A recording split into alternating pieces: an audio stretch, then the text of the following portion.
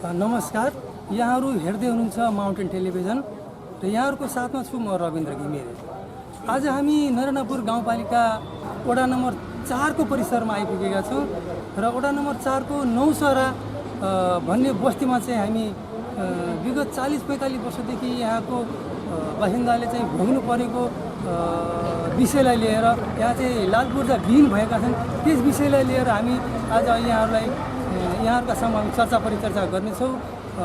गएको स्थानीय निर्वाचनमा चाहिँ यहाँका प्रतिनिधिहरूले त्यहाँका बासिन्दाहरूलाई चाहिँ तपाईँको लाल पूर्जा दिन्छौँ, हामी निर्वाचित भएर आइसकेपछि लाल पूर्जा सम्पूर्णलाई हामी दिन्छौँ भनेर प्रतिबद्धता जाहेर गर्नुभएको, तर अहिलेसम्म पनि त्यसको सुनाइ नभएको अवस्था हो।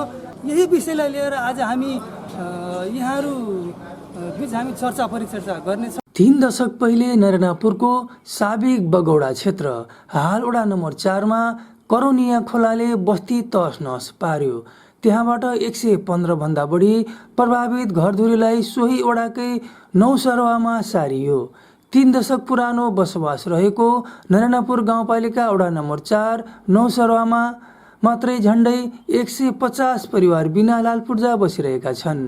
2038 सालदेखि बस्ती विकास हुँदै गएको उक्त क्षेत्रमा हालसम्म पनि आफ्नो जमिनका रूपमा स्थानीयहरूले स्वामित्व पाउन सकेका छैनन्। 35-40 वर्ष अघिदेखि जमिनको जोतभोग गरेकाहरूले हालसम्म पनि पूर्जा नपाउँदा उनीहरूको पीडा ठेगिन सक्नु भएको छ। स्थानीय तहको चुनावमा पनि वडा नम्बर 4 का वासीको नेताहरू समक्ष पहिलो माग भनेकै लाल पूर्जा पाउनु।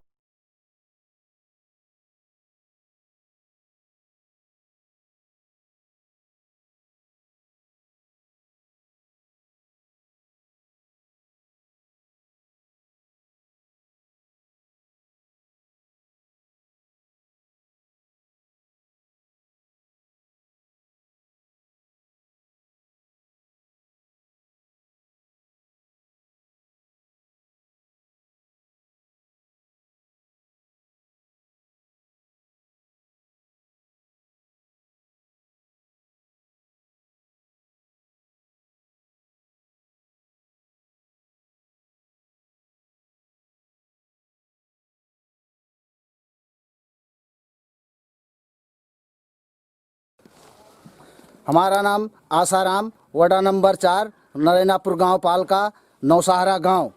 हमने यहाँ जो मेहनत मजदूरी करके पैसा कौड़ी दिहन, आज बनाए दे वोट दो, हमें जिताए दो, वोट जिताए दिहन। 5 साल त्योरुस में सर हम लोग गांव भर मिलकर गांव पालिका में गए कि हम लोग का प्रमाण बना दिया जाए। आज घड़ी तक कोई बातें नहीं, चलो चलो हो जाएगा, कुछ मिठाई सिठाई का व्यवस्था करा जाए, हम बना देंगे, वो भी कुछ नहीं सुना। काल हम मर जाएंगे तो हमारा बच्चन का उसको बच्चे तो बहुत तंग करेंगे, हम लोग क्या करा जाए साहब? अब कौन उसका उपाय, कौन उपदेश सोचा जाए? तो क्या बोला थे वडा अध्यक्ष? अब वडा ही बोलता है हमको जिताए दियो, हम बना देंगे। अभी आज घड़ी तक वो जीत गया, 4-5 साल हो गया, कोई बातें नहीं उसका किया। हम लोग फिर गांव पालिका में गांव भर जुटे, लेकिन वो भी कोई नहीं सुनवाई करता है। तो गांव पालिका प्रमुख क्या बोलते हैं? प्रमुख तो बोले कि जाओ वडा प्रधान जी, इन लोगों का प्रमाण बना दिया जाए, लेकिन वो भी नहीं बनाया अभी। अब क्या करोगे? अब ये मतलब ये वडा अध्यक्ष ये मतलब लाल पूर्जा नदी है तो क्या करोगे? गांव समाज गांव समाज में क्या करा जाए साहब? हम लोग मजदूर आदमी क्या कर भाई, उनके क्या करा जाए? जो कुछ मांगिन पैसा कौड़ी दियागा, अब क्या करा जाए? अब कौन उपाय है हमारा? गरीब आदमी बोलने के भी होता ना, या ढंगावत है, सुनवाई नहीं होते इसका हाँ, सुनवाई नहीं होते, कुछ क्या करा जाए? अब पैसा दे के लीनगा और नामे नहीं आवा है, लाल पूर्जा नहीं मिला है हमका लोन। कितने साल होएगा? अरे 6 साल हुआ थे भैया। ये कहते कि मोबादी के जो हमारा ही भवा है वो के 2-3 साल के पहले हम यहाँ बैठी रही। और समस्या उनका जब कहो तब कहीं कि तू बसे रहो, जगह वो अरे लाल पूर्जा न दिन जी हमरे कोटा में है। जब चाहिए तो बुझा के किससे खरीदे हो? नाम बता, किससे खरीदे हो? रामन्ना शर्मा से। तो क्या बोला थे वो? अभी वो कहा था कि हमरे लाल पूर्जा में है। ओडा कार्यालय में ओडा अध्यक्ष कुछ नहीं बोला था? वो कहा था कि नामे कोई क्या न करवाए, जब भी चाहिए तब भी उजार सके थे। और ये का जब नापी किहिन है भैया, तभी तो हुआ से तीन गौकट भरने सा है कि तो हमारे बूढ़ों के 73-73 साल होते हैं। तो 73 साल में आंसू हमका मिला है। भत्ता उनका मिला है। और वो 3 साल के खाई बैठ गया, नहीं मिला कुछ। कहीं कागज गायब होगा, जब पैसा मिलेगा तब कहीं कागज गायब होगा, कोई का फूक दी, कोई का कुछ दी। तब हम का 2 नंबर में करवाए, तब वैसा हमका जन्म मिला है। और ना हमका चौर दाल मिला है, ना हमका नल बोरी मिला है, ना हमका कमर मिला है, कोई चीज़ भी नहीं मिला है। और ना हमका कहूँ टीन मिला है, और ना कहूँ कहते हैं आवास में नाम लिखा जाता है, वो भी नहीं मिला है। हमका कोई चीज़ नहीं मिला है, खाली पर मजूरी हम मेहनत करे खाई थे। वोड़ा अध्यक्ष सिर्फ आश्वासन दिए थे और कुछ नहीं करा था। कोई कुछ नहीं, चौरावा बिका कि अरे बाटिन है कि वो नहीं मिला है हमका। दिने हो कि दिने होइन कि यो सबै मान्छेलाई यस्तै छ, सबैजना त्यही पर्दै। यो जति टोल छ नि यतातिर, यो बाटोदेखि यतातिर नारायणपुरदेखि त्यो चौकीसम्म यता बाहेक सब प्रधानजीको हो। अनि उहाँले अब दिने नदिने अब के विचार छ, यस्तै सबैलाई झुलाउनुहुन्छ कि त्यही जग्गा पनि आधी बेच्नुहुन्छ, 10,000 20,000मा बेच्नुहुन्छ, कसैलाई पनि नाममा पास गरिदिनुहुन्न। हाम्रो त अब यो किनेको होइन, तर हुँको घरमा बसेर हाम्रो बुढाले गाडी चलाउनुहुन्थ्यो, 10 वर्ष नेपालगञ्ज बसेर भाडा मिच्नुभयो, उनको बच्चा बच्ची नेपालगञ्जमा पढ्थे, अनि खाना पकाउनु भयो। त्यही भएर यो जमिन हामीलाई दिनुभयो हो, यहाँ बस्नेको बासभरि। अनि अरूले त कसैले त पैसा दिया छन्, अनि किन्या छन्, अझै पनि किन्दैछन्। हामी त भन्छौँ यो लाल पूर्जा पाइन्न किन किन्छौ भनेर भन्छौँ। अनि यहाँको देशीले भन्छन् कि मिल्छ नमिले ठिकै छ भन्छन्। फेरि म त हामी त सोच्छौँ कि मै नि सोच्छु कि अब बाउले त यसरी बेच्छ भने भोलि पर्सि बाउ मरिन गयो भने त छोराछोरीले पनि यस्तै बेची खाने हुन्, अनि हामीले लाल पूर्जा पाउने कहिले पनि होइन भनेर सोच्छु मैले। मेरो यो नौसारा गाउँमा हामी बसोबास गर्दा गर्दा आएको 2045 सालमा राजाको सवारी भयो, 2038 सालको बसाइसराई हो। हामी यहाँ बस्दा बस्दा आज पनि अनाथै भएछु। मेरो लाल पूर्जा पनि छैन। हामीहरूको जग्गा दिनेश शर्माको हो, अनि अहिले वर्तमान वडा अध्यक्ष हुनुहुन्छ। यो जग्गालाई, यो घरवासलाई हामी चाहिँ नि छलफल गर्दाखेरि लौ तपाईँ चाहिँ नि तपाईँको जग्गा हो, यसलाई मेरो लाल पूर्जा बनाइदिनुहुन्छ, के गर्नुहुन्छ, यदि कि यहाँबाट भगाउनुहुन्छ। तपाईँले पैसा दिएर खरिद गर्नुभएको हो? हजुर, मैले यहाँ त्यो 18 कट्ठाको 18 लाख रुपियाँ नेपाली कट्ठाको आधार लिएर चाहिँ नि दिएर पैसा हामी पनि यहाँ बसोबास गरेछु। अनि फेरि उहाँले म भन्दाखेरि नै त्यस्तै कहाँ हुन्छ, तपाईँ गाउँ समाजले पुरै खेरेर ल्याउनुहोस्, गाउँ समाजले भनेपछि मात्रै हुन्छ, तपाईँ एक्लै भनेर हुँदैन। अनि हामी चाहिँ उहाँले पैसा लिने बेला चाहिँ गाउँ समाजको अगाडि पैसा लिनुभयो? गाउँ समाजको पछाडि यस्तो छ सर नि, उहाँले पैसा लिने बेला चाहिँ गाउँ समाजको अगाडि पैसा लिनुभयो? मसित मात्र लिएछन् पैसा, पुरै गाउँ समाजसित लिएछन्। कसैले आधा कट्ठा, कसैले 1 बिस्वा, कसैले 2 धुर, कसैले 4 धुरमा लिएछन्। अनि अब सबको सामनामा कसले अनि बत्ती जलाएर पैसा दिन्छन्। यो फलाना मान्छेले, बेच्ने मान्छेलाई त जहिले पनि पैसा नदिए पनि हामी यति वर्षसम्म भइगयो, हामी कसरी यहाँ बसेछु त्यो पनि त विचार गर्नै पर्छ नि हाम्रो नेपाल सरकारलाई। फेरि कुरा के छ, हामी माग्दाखेरि अनि चुनावको टाइम आयो, चुनावको टाइम आउँदाखेरि अनि त्यही दिनेश शर्माले भन्नुभयो, ठिक छ तपाईँहरू चाहिँ मलाई जिताउनुहुन्छ भने म चाहिँ नि यो नौसारा गाउँलाई चाहिँ मेरो जग्गामा जति बसेछन् टोल सबैलाई म आजाद गरिदिन्छु, म सबैको लाल पूर्जा बनाएर तयार गरिदिन्छु। अहिले के भन्नु? अहिले त्यही त, अहिले फेरि त्यही नआजाद गरेमा हामी चाहिँ नि चुनावमा जित्दाखेरि पछिमा गएँ ठिक छ भन्दाखेरि तिमीले एक्लै मात्रै भनेर हुँदैन, जाऊ तिमी पुरै गाउँ समाजले लिएर आऊ।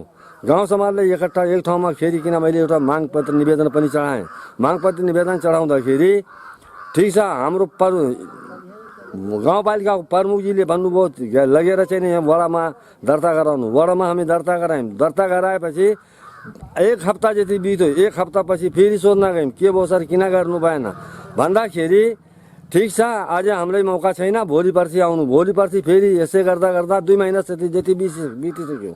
पछि जाँदाखेरि प्रमुखसित भन्दाखेरि त प्रमुखले त्यो प्रधानलाई चाहिँ बोलाइकन दिनेश शर्मालाई बोलाइकन किन यस्तो हालतमा पार्नु भएछ तपाईँ गएर त्यसको अनि जग्गा नाम सारी गरिदिनु, लाल पूर्जा बनाइदिनु। यस्तै हो सर, अनि चुनाव आउँदाखेरि भोट माग्दाखेरि मलाई भोट दिनुहोस्, म तपाईँको चाहिँ लालपुर्जे बनाइदिन्छु, स्वर्गीयमा म स्वर्गै पठाइदिन्छु।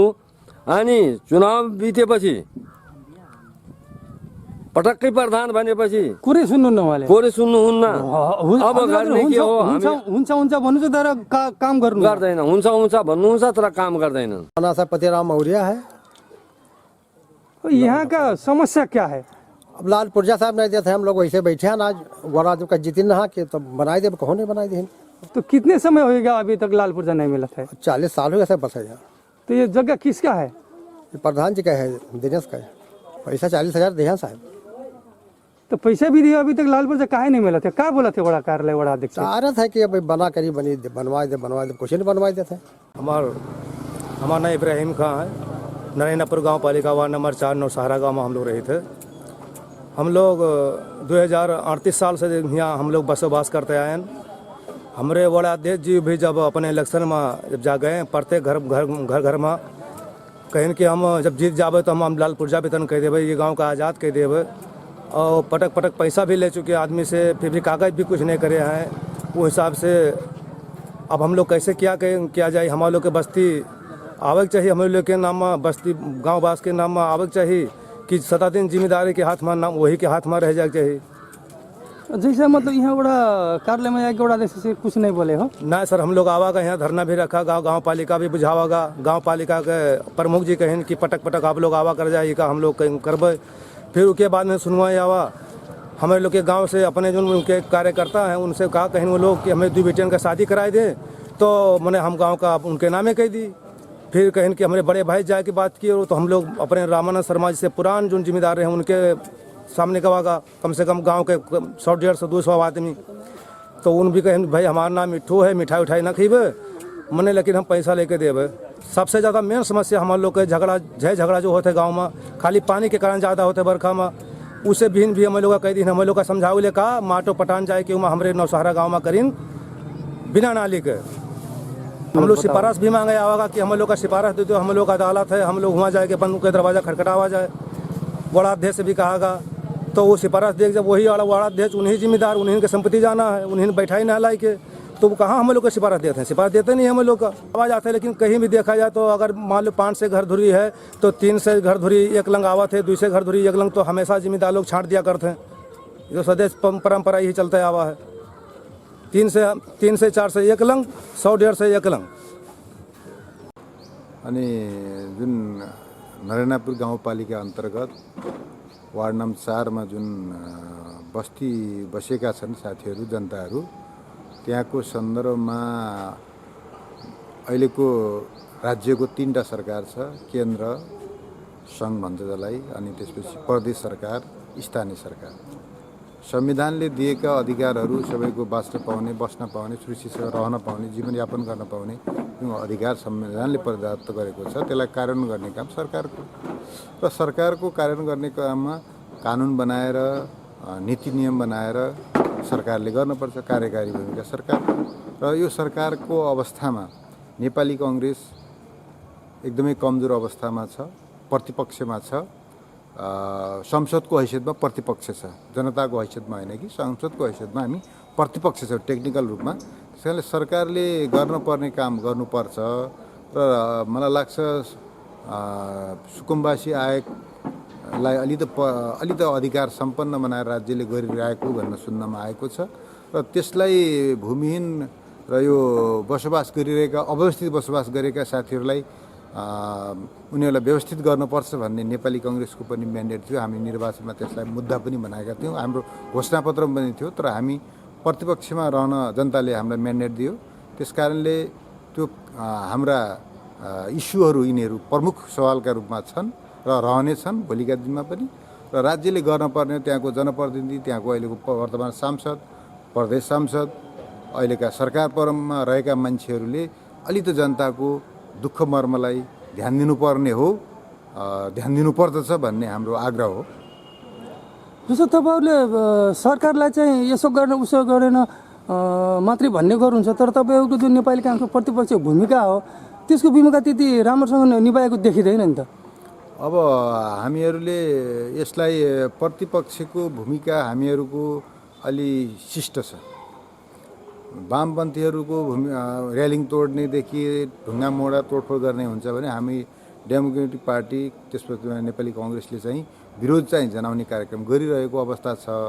तर अब त्यो शालीन रूपमा छ। त्यसलाई मान्छेहरूले, जनताले, अरूले, मिडियाकर्मीहरूले पनि अलि त त्यसलाई संयमतालाई अलि त उग्रता नभएको हुनाले त्यसलाई अलि नदेखेको पनि हुनसक्दछ। र हाम्रो फेरि यही 29 गते पनि हाम्रो देशव्यापी रूपमा यो विरोध कार्यक्रम छ। यो कोभिडको कारणले गर्दाखेरि पनि हाम्रो के अलि त कार्यक्रममा अलि त राज्यले लिएको नीतिलाई हामीले अलि अङ्गीकार गर्नुपर्ने परिस्थिति भएको नाताले हामीले अलि प्रतिपक्षको भूमिका अलि अदा गर्न नसकेको कोभिडको कारण पनि एउटा कारण हो। यहाँले विरोधका कार्यक्रमहरूको मात्रै कुरा गर्नु, हामी विषयवस्तुतिर लागौँ। जस्तो वडा नम्बर 4 को नौसरा बस्तीमा तपाईँ एउटा त्यहाँको चुनावको बेलामा उम्मेदवार पनि हुनुहुन्थ्यो प्रतिनिधि सभा सदस्यको लागि, होइन? त्यसको लागि तपाईँले कस्तो किसिमको भूमिका निभाउनु भएको छ? अब यसमा हामीहरूले पार्टीको फोरमबाट, हाम्रो पार्टीको केन्द्र लेभलमा, प्रदेश लेभलमा हामीले आफ्नो पार्टीबाट यस्तो समस्याहरू छन्, यो हामीले चुनावको घोषणापत्र पनि राखेको, यो संसदमा तपाईँहरूले कुरा उठाउनु पर्दछ भनेर हाम्रो नेताहरूलाई संसदीय दल मार्फत हामीले संसदमा यो कुरा राख्न लगाएका छौँ। राखेका पनि, राख्नु भएको पनि छ, फेरि पनि राखिनेछ। हामीले योभन्दा हामीसँग अर्को फोरम छैन। प्रतिपक्षको फोरम भनेको संसद हो। संसदमा हाम्रा कुरा उठ्नेछन्। फेरि अब संसद चालु भयो भने फेरि त्यहाँ पनि यिनी कुराहरू उठ्छन्, उठाइन्छ। काङ्ग्रेसले गर्ने त्यही नै हो। अब सडकमा पनि यस्ता कुराहरू हामीले नगरेको होइन। अस्ति भर्खरै कोलपुरमा पनि गरेका थियौँ हामीले। यो रामचन्द्र पौडेललाई माथि हातपाई भएपछि, ज्यादती भएपछि त्यसको विरुद्धमा पनि हामीले कोलपुर इलाका प्रशासन अगाडि घेरेर आफ्नो कार्यक्रम राखेका थियौँ, गरेका थियौँ। यो यस्ता कुराहरू पनि उठाएका थियौँ। तर यसको मेन उठाउने थलो भनेको संसद हो। संसदमा हाम्रो दलले फेरि उठाउने नै छ। गाउँपालिकासँग तपाईँले कस्तो किसिमको भूमिका निभाइराख्नु भएको छ? गाउँपालिकालाई हामीले एउटा सचेत प्रतिपक्षको हैसियतले यसो यसलाई तपाईँहरूले गर्नुपर्छ भन्ने कुरा गर्दाखेरि उहाँहरूले चाहिँ यो हाम्रो अधिकार राज्यले कि त प्रदेश सरकारले अथवा केन्द्र सरकारले अधिकार दिन पर्यो, नत्र भने हामीले त उहाँहरूलाई सहयोग गर्ने भन्दा बाँकी के पनि छैन। कानुनी कुराहरूले हामीलाई रोकेको छ। त्यो प्रदेश सरकारले अथवा केन्द्र सरकारले चाहिँ यसलाई फुका गर्यो भने, हामीलाई अधिकार प्रत्यायोजन गर्यो भने हामी गर्न सक्छौँ। अन्यथा हामीले उहाँहरूलाई सम्झिने भन्दा अरू उपाय छैन भन्ने टाइपको कुरा गर्नुभयो। गाउँपालिका कार्यालयमा हामीले सम्पर्क गरेका थियौँ यो बारेमा पनि। जस्तो तपाईँको अहिले त्यस क्षेत्रको सङ्घीय सांसद र प्रदेश सांसद पनि नेकपाकै हुनुहुन्छ, उहाँहरूको भूमिका तपाईँले कसरी देख्नुहुन्छ? अब उहाँहरूको भूमिका आज मैले भनिराख्नु पर्दैन। देशमा उहाँकै पूर्व एमाले भनौँ, पूर्व माओवादी भनौँ, अथवा नेकपाभित्रकै लडाइँ जुन छ नि, उसले कम खायो, उसले बढी खायो, उसले बढी भ्रष्टाचार गर्यो, मैले खान पाइनँ भन्ने लडाइँ छ। त्यो लडाइँको त्यहाँ पनि अलिअलि उदाहरण प्रस्तुत हुन सकेको होला कि जस्तो लाग्छ मलाई। त्यसभन्दा अरू बाँकी कुरामा मैले जनताको समस्यामा, यो रोजगारीका सन्दर्भमा, विकास निर्माणका सन्दर्भमा त्यहाँको सांसदहरू दत्तचित्त भएर लागेको देखेको छैन। म खालि यही सेना झपटीमै सबै लागिरहेको अवस्था अधिराज्यभरि, देशभरि छ। यहाँ बाँकीमा पनि त्यही छ। अब हाम्रो परिचय यो नैनापुर गाउँपालिका वार्ड नम्बर 4 को वार्ड अध्यक्षमा दिनेश प्रसाद शर्मा। यो वडाबाट यो लालपूर्जा विहीन मान्छे, यो हाम्रो नयाँ बस्ती जुन छ करिब 35-40 वर्ष जति भइसक्यो। उहाँले यो केरोनिया खोलाको बाढीले गर्दा बर्सातको मौसममा त्यो धेरै आफत हुन्थ्यो। त्यसको कारणले हामी यो जग्गामा उनीहरूलाई बसाइदिएछौँ। उनीहरू बसेछन्। अब वडाबाट पहल गर्ने माथिबाट केही आदेश आयो भने हामी वडाबाट उहाँको सिफारिस गरेर लालपूर्जा बनाउने पहल गरिहाल्छौँ। या अब त्यो जग्गा हकबन्दीभन्दा बाहिरको जग्गा हो। रामानन्द शर्मा र दिनेश प्रसाद शर्माको नाममा जग्गा रहेछ। अब त्यो जग्गा हकबन्दीभन्दा बाहिरको जग्गा हामी त्यसै त लालपूर्जा बनाउनलाई सिफारिस गर्न मिल्दैन। नेपाल सरकारको त्यो जग्गा पर्यो। हकबन्दीभन्दा भित्रको जग्गा भए पनि म लालपूर्जा तुरन्तै बनाइहाल्थेँ। अरू जे सहयोग हुन्छ त्यो हामी त्यो बस्तीको लागि गरिराखेछौँ। तपाईँलाई समस्या कहाँनिर तपाईँले चुनावमा प्रतिबद्धता जाहेर गर्नु भएको छ समस्या कहाँनिर हो स्थानीयको गुनासो चुनाव भइसकेपछि वहाँ नौसारा गाउँको मान्छेहरू हाम्रो यहाँ वार्डमा आए थिए त्यो जग्गाको लाल पूजा बनाउनको उसमा हाम्रो प्रमुखजीसँग उहाँले गाउँको मान्छेले प्रमुखजीबाट त्यो सिफारिस गरे त्यो लाल पूजा हाम्रो बनाउनको लागि त्यो वार्डबाट अब हाम्रो गाउँपालिकाबाट यसको विषयमा अलिक कुरा गरेर गाउँपालिका स्थानीय सरकारबाट के कसरी हुनसक्छ कति सहयोग हुनसक्छ त्यो हामी यताबाट माग माथि बिल लेखेर पठाइदिन्छौँ। अब माथिबाट केही आदेश आयो भने छिटो भइहाल्छ। यो दौसारा गाउँमा जुन मान्छेहरू घर बनाएछन् त्यो पैसा लेनदेनको कुरा जुन गरिराखेका छन् पैसा लेनदेनको कुरा केही छैन। हामीले पैसा लिएको होइन त्यो घर बनाउने त उस्तै जिएको हो।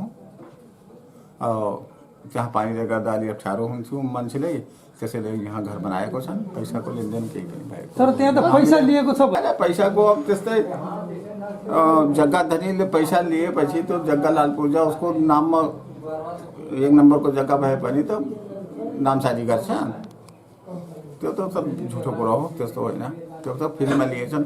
कतिजना त्यहाँ नैनापुरको सबै पहिल्यैदेखि त्यो सुरुमा फ्रीमा बसेका छन्।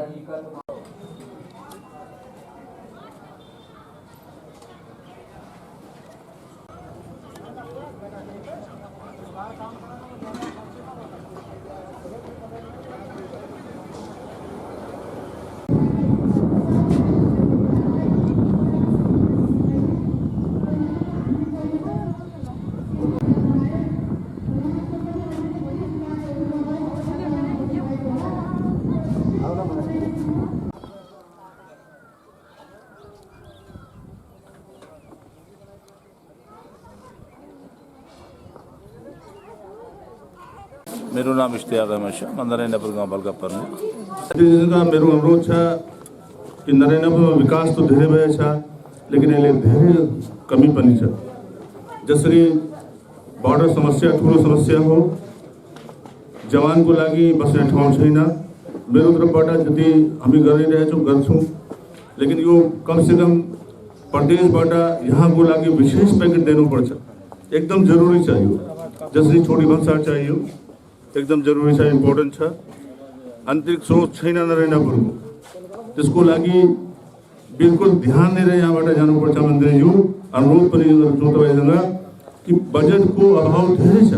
हामी 14-15 करोडमा के बजेट 50वटा गाउँ छ यहाँ, केही पनि थिएन। यहाँ हर ठाउँमा बाटो चाहियो, बाटो नबनेपछि केही पनि हुँदैन। स्कुलको व्यवस्था एकदम नराम्रो थियो। अब पहिलादेखि मैले स्टार्ट गरेको थियो, स्टार्टिङमा बिचमा कोरोना आयो, त्यसको कारण सबभन्दा ठुलो नुकसान शिक्षाको भएछ। मलाई अब फेरिदेखि प्रयास गरिरहेछु। पहिला हाम्रो यहाँ 12 क्लास थिएन, प्रयास गरेँ 12वां क्लास भयो यहाँ। फेरि अब क्याम्पसको पनि आवश्यकता छ नरैनापुरमा। जो शिक्षा हामी विकास तो गर्न सक्छौँ, शिक्षा नभएपछि केही पनि हुँदैन, सब खत्म बेकार छ। त्यसका अनुरोध छ कि कमसेकम क्याम्पसको लागि पनि व्यवस्था गर्नै पर्छ।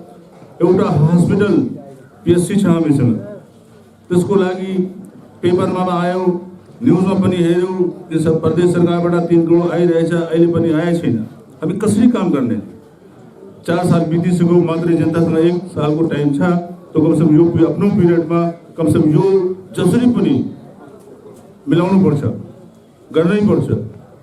मात्रै फोटो खिचाउने हामी अब फोटो खिचाउँदा हाम्रो लाइफ खत्म भइसक्यो।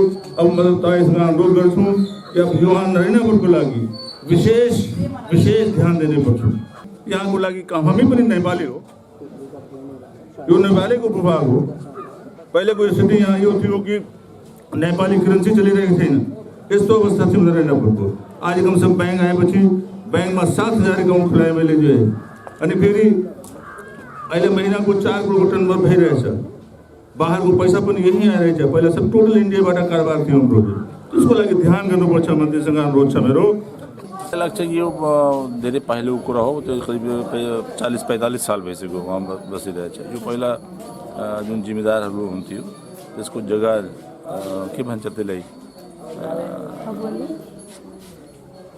मतलब धेरै जग्गा भएपछि बाहिर जान्छ त्यसैमा बसेको हो।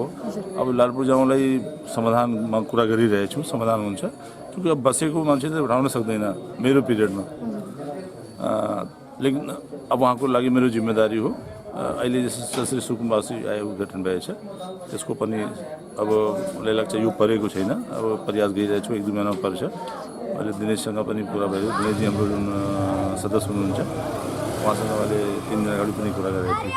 उहाँले भन्नुभयो थियो आइहाल्छ भनेर, आएपछि म उहाँको लटपुर्जा यो जिम्मेदारको और उहाँको बाजे छ, त्यसको म प्रयास बाटो निकालिरहेको छु, सफलता हासिल गर्छु। मैले जुन काममा लाग्छु त्यसमा सफलता ईश्वरले दिन्छ।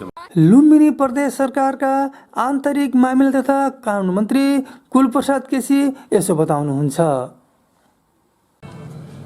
र नेपालमा सङ्घीय लोकतान्त्रिक गणतन्त्र स्थापनापछि मानचित्रभित्रमा हाम्रा थुप्रै बस्तीहरू, गाउँहरू, सीमाहरू केन्द्रित हुँदैछ। तपाईँ मेचीदेखि महाकालीसम्ममा जानुभयो भने योभन्दा अगाडि पनि हेर्नुभयो राज्यको सिङ्गै सेन्ट्रल अङ्ग चाहिँ छारुङमा पुगेको थियो, जहाँ चाहिँ चिस्यान भएको ठाउँ। यस्तै नारायणपुर केही समय अगाडि उपेक्षित क्षेत्रको रूपबाट रहन्थ्यो, अहिले आकर्षित क्षेत्र भएको छ। र यसले ठुलो विश्वमा आएको कोभिड-19 को महामारीमा पहिलो चर्चाको बिन्दु पनि बन्न आयो र यसको निम्ति टोटल प्रदेश सरकार र राज्य नै यहाँ केन्द्रित हुन आयो कि यहाँको जनताको जीवधनको संरक्षण, सुरक्षा र व्यवस्थापनको लागि।